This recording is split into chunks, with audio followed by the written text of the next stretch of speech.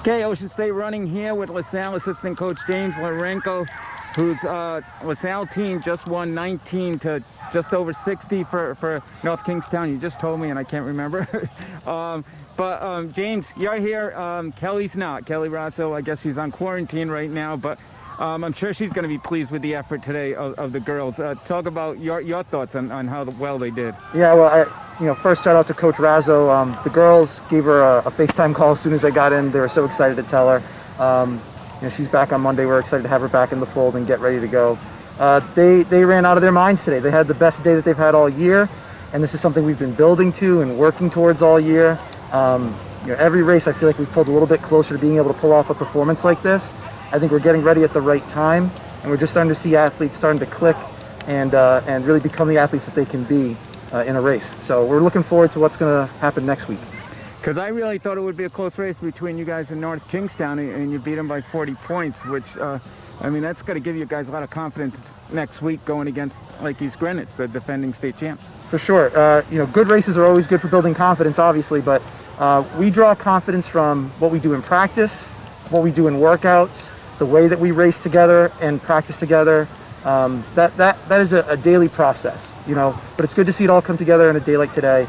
That's a very good North Kingston team that we just raced today, and we can't expect that, we'll do that again next week to them. That they'll be in the mix, I'm sure, come Saturday. Yes, the girls feel good about it. They feel good about their performances, and there's no better feeling than that when it starts to come together. Was there any surprises today, or was it pretty much what you expected? Because it seems there had to be some surprises scoring that low. We've got a pretty good sense of what we've got for a team. I've felt good about this group since July. Liz Perda surprises me every day. She went from running 23 minutes last year into the low 19s today. It's always nice when you get a boost with, we have 4 girls who weren't varsity for us last year who are varsity this year, including 2 freshmen. So, they all surprise me every day.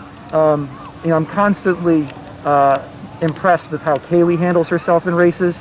Another day where she kind of has to just go on her own and set her own pace, and she wanted to put an honest effort in today. So they all surprise me a little bit in their own way.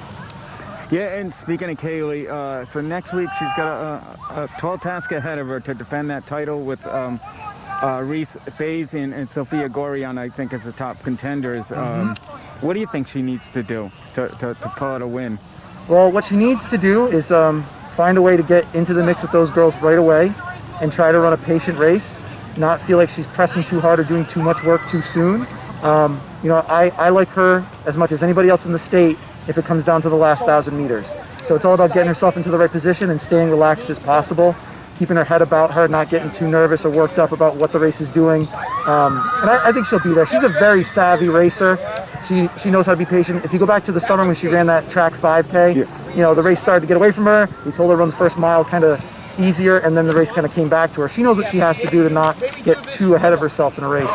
But we're going to need that kind of effort from everybody. They all have to be very smart on Saturday. Well, James, congratulations on the team effort today. Good luck next week. I think it's going to be an exciting meet next week. Thank you. Appreciate it. Great job.